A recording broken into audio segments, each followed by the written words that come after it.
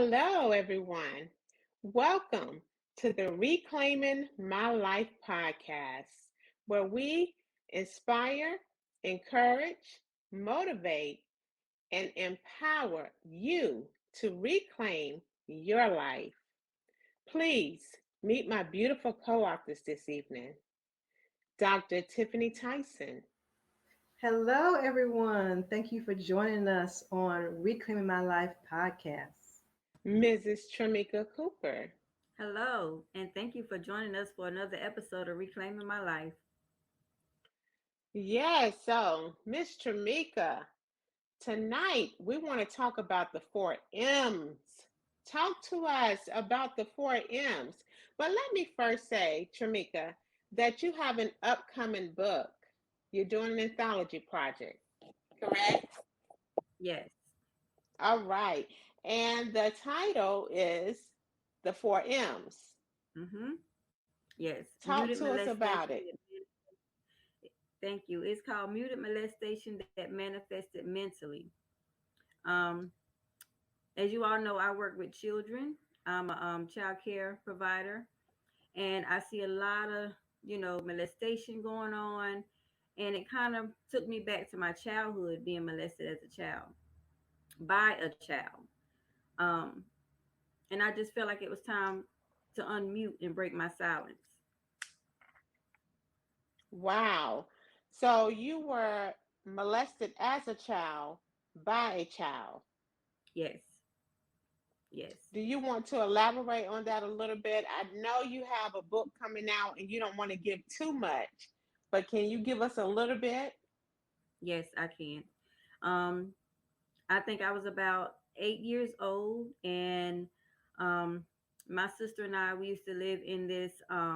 It's like a foster home at the time, and there were other children there. They were all girls, and I was roomed with another little girl, which was older than me. She was probably about 10, and she would start touching me at night, telling me this is stuff that her and her sister would do, and it's a game.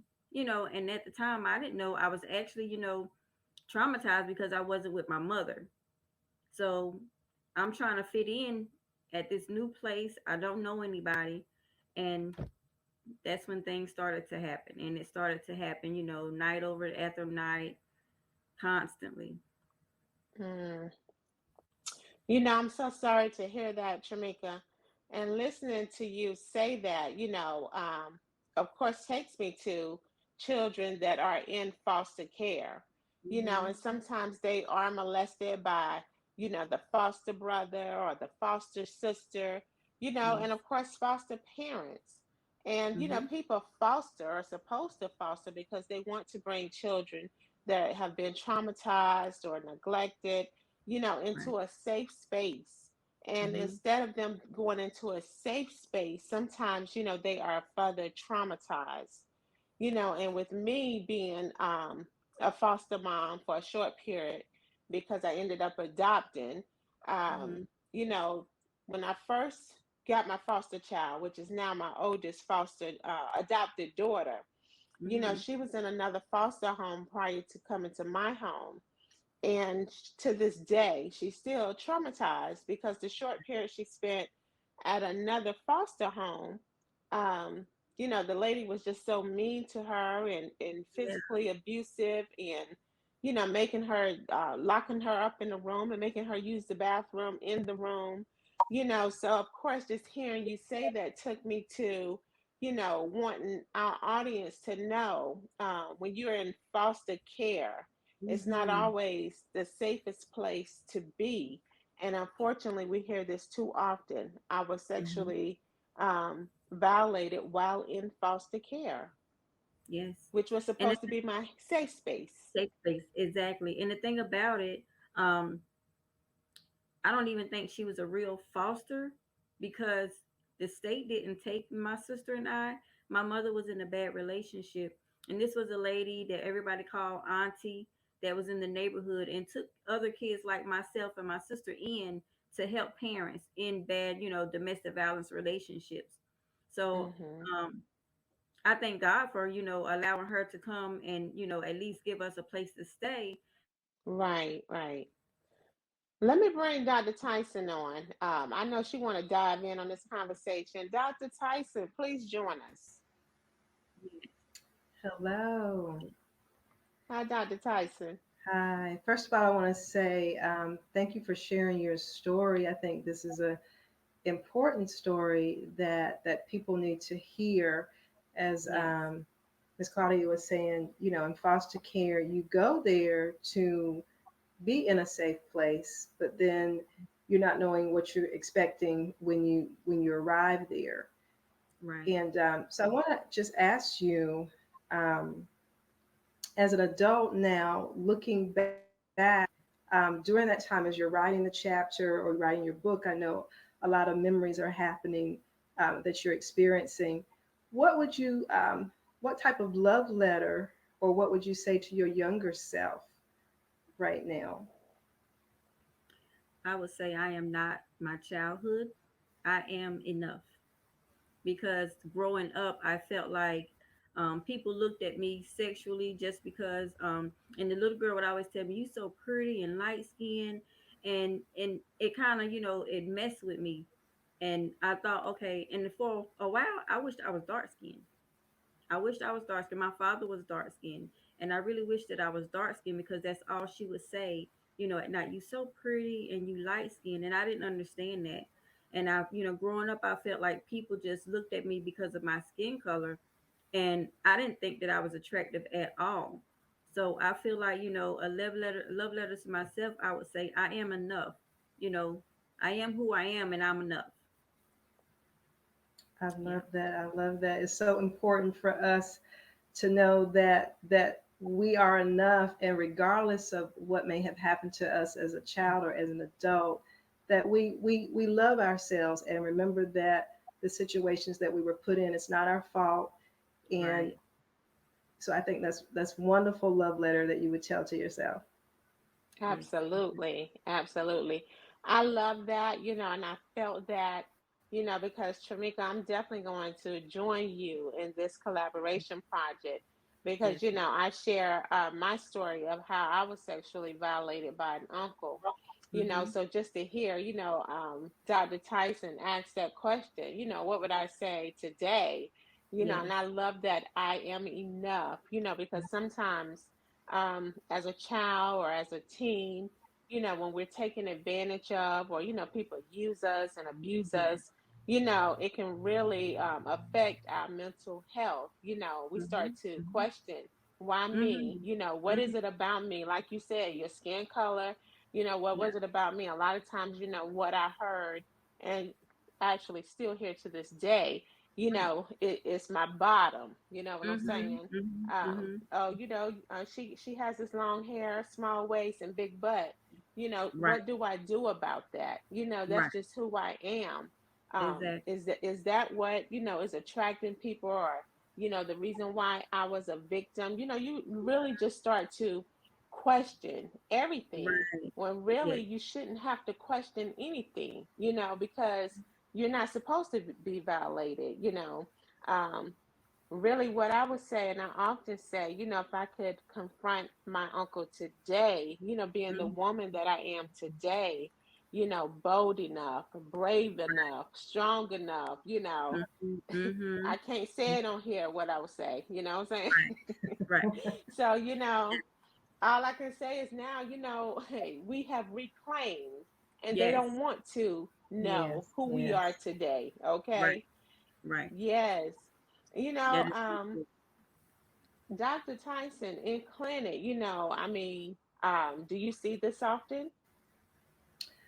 So sometimes I have seen this in clinic where, as you said earlier, when you have therapeutic parents or foster parents coming in, and sometimes people are in the business for the wrong reasons. They're in it for the money, or Mm-hmm. again, this is a way to be a predator towards kids. So it's very important, and Yes. we try to research the individuals that come to the office to make sure that the kids are safe. And then if the child does come into the office, sometimes we'll talk to the children by themselves. it's important that we do listen to them and take account of what Mhm. they're saying, and then we follow up with that.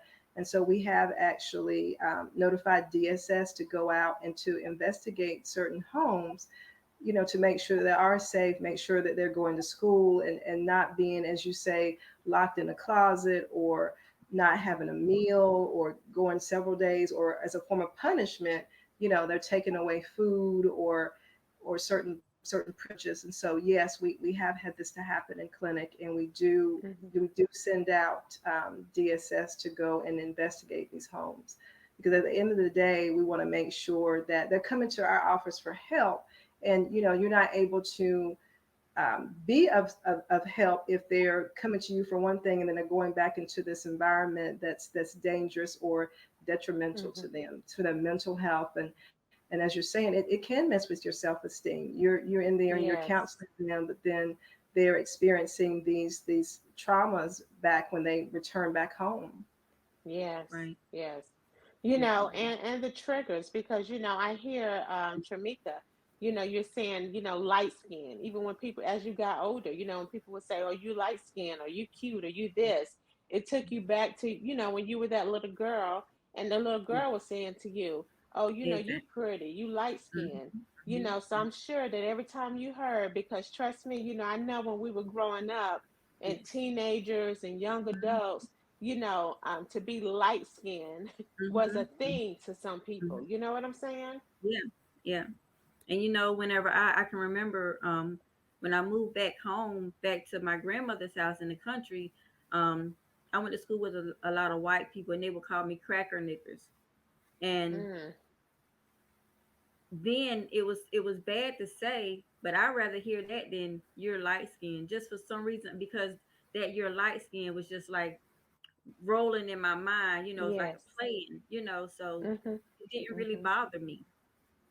But my Yes. thing is, once I had children, I tried to guard my kids as much as I could, because no, you can't go stay with nobody. You can't go stay at their Mm, house. I don't know who lives there. And like I said, right. because it was a child that molested me, who's to say my kids can't go to someone else's house and a child do the same thing to them? Right. Absolutely. Hmm. Yes. So let me ask you, Tramika, because I know that your son is a co-author in the book. Yes, And I yes. don't want you to tell his story. Hmm. Um, but can you tell us a little bit here? Can you share a little bit? I can. We actually just found out about a year ago that he was molested as a child by a family member as well. He held Wow. it for years. He's now 20, and he just told us, I think he was 19, 18, 19. Wow. So I'm so yeah, sorry to hear that. yes, Yeah, sorry to hear that. yes. Hmm. Mm. Yeah. So how did that affect you as a mom? It really hurt because, like I said, I did my best. I tried so hard to, keep them out of harm's way, and to Hmm. know that that would happen somewhere where I felt like they were in good hands. But when you don't know, you don't know. That's right. When you don't know, you don't know. I I took a understand. I took a class not too long ago, and there was a cop. He was talking about child molestation, and the cop was saying that this little girl was going to daycare, and she kept telling her teacher for a whole week, "My daddy ate my cookies last night." And they Hmm. laughed it off. They didn't think nothing of it. And then one day the little girl finally came in and she's crying. She's like, "My daddy ate my cookies last night and it hurt." So it kind of Mm. like triggered, like the teacher's like, "Wait a minute, what are your cookies?" And she pointed Hmm. to her vagina. And I always taught my kids what it is. I don't. It's Right. That's I hear right. people say, It's "Don't let important. nobody touch Yes. your pocketbook" and stuff like that. So for this little girl to think that it's her cookies, nobody would have really known unless if she didn't start Right. crying. you know. So Hmm. it really did something to me, and that really kind of urged me to want to write this book as well. Yes, absolutely. And I'm glad you touched on, about cookies and, Hmm. talking about the private parts, because, when kids start school, when they're Right. school age and they're going to be out of parents' care, it's important to have that word, even if you don't want Yeah. to use penis or Right. vagina, whether you're saying your pee pee or, Right. whatever the word is you're telling your Yeah. child, but not cookies, Right. Right. because sometimes, as parents, some we might be cooking, and child Mhm. might be Mhm. saying something Mhm. about cookies, and it Right. might go over your head. You know what I'm saying? Exactly. Right. Exactly. So we have to be very attentive as well as Mhm. parents, Mhm. and make sure we're listening and not just Right. hearing what our children are saying. Exactly. Yes. And Exactly. I wanted to ask the question, Trimika, if you don't mind, Mhm. because I'm sure that some people that have been sexually traumatized by the same sex, Mhm. did that make you question, am I gay as you got older, got in your teens, you Yes. 14, 15, am I supposed to be with a girl or am I supposed to be with a boy, Right. It did. And I Good will be question. honest, I was with a woman Mhm, briefly. It wasn't for me. And I was like, this is not me. And this is mhm, after I had children, and I'm like, this is not me. So mhm, it did. It did. yeah, mhm. Yes. It makes you you know second guess, and I want, you know. yeah, I definitely wanted to touch on that because, a lot of times, we're going back to that mental health, right, Dr. Tyson? Right. When children have been traumatized, you got Mhm. men that are sexually violating little boys, and Right. then that little boy think, oh, I'm supposed to be with the man. You know what I'm Right. saying? Right. And we don't judge what people choose to do, but Exactly. choosing to do and confuse is two different That's things. Correct. You definitely. want to touch Yeah. on that, Dr. Tyson? So this is why it's important, going back to what you were saying earlier, if a child is coming to an adult to tell them that something has happened, that we do listen and we make it a safe place for children to talk. And sometimes children can't really express themselves, and a lot of times in clinic, what we'll do is play therapy or art. Sometimes we'll have them to draw, out what they're feeling, and sometimes looking Mm-hmm. at the artwork, it'll show, this is what happened. And so then you have to take that piece of artwork to analyze it, again getting down to the child's level of how they're able to Mm-hmm. express themselves, because they may not be able to say, like you said, cookie earlier. They may not be able to say, they touch my pee or they touch my vagina. But again, it goes back to having these conversations with your child, and knowing that, sometimes parents are a little hesitant about having these conversations. Oh, if I, Mm-hmm. it's like a teenager, oh, if I put them on birth control, then this is going to make them want to Right. have sex. Or, oh, if we start talking about Mm-hmm. sex, it's going to make them be curious. But no, these are some tough topics that parents have to talk to their kids about, to warn them against individuals that will prey on them, and let them know that even though someone says, oh, if you tell somebody, then I'm gonna hurt your parent, I'm gonna hurt your dad, or I know where you guys live Mm-hmm. at, you know because they can threaten children in that way, and the child could be frightened to even, let someone know in authority, or someone that they trust, that, hey, this is actually happening to me. So it's important to tell the child that, hey, you can tell mommy and daddy, something is anybody touched you inappropriately, or, in your private part, or, let us know. And it doesn't matter if they say they're going to hurt us, but let us know. We want to know what's going on. And it's so important for parents to know who their children are friends with as well. And sometimes you have to go Right. and visit certain places, the school, or Yes. the daycare, just to see what's going on. I know parents sometimes have put cameras, you know, in certain Mm-hmm. daycares and certain Mm-hmm. settings, just to really find out. Even if you're leaving your child alone home with a babysitter, to Mhm. really see what's going on. It's true. Yes, absolutely. Yeah. Tramika, when you thought about doing this book, how did you come up with your title? Um, I came up with my title because I had been muted for years. I was molested, and it affected me mentally. That's Yes. how, yeah. It Yes. So manifested, you. and it affected me mentally. So Mhm. that's how I came up with the four M's. Yes, I love it. I love Thank it. Yes. So what would you say to a potential co-author? Because I know right now you are recruiting Yes. some authors, and you're hoping to get started in January. So what Mm-hmm. would you say to that potential co-author that has been sexually traumatized but have yet shared their story?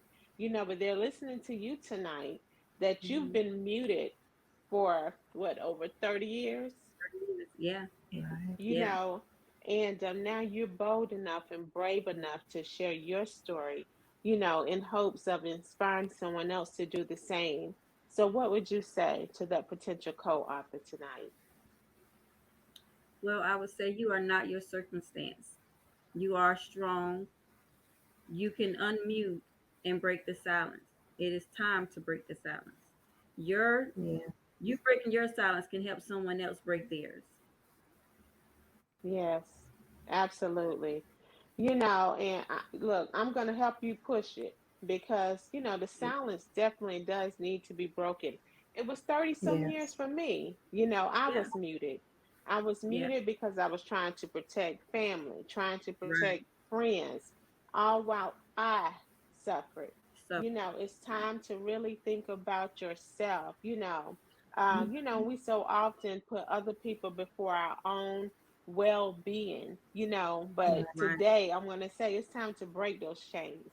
Live for Yes. yourself. It's time to be liberated. You deserve Hmm. it. I always say that we all have one life to live. You Yes. can't live your life for mama or your uncle Mm-mm. or a Right. friend. Live Mm-mm. your life and Right. break the chains. It's time Yes. to unmute. And you Yes. too can reclaim your life.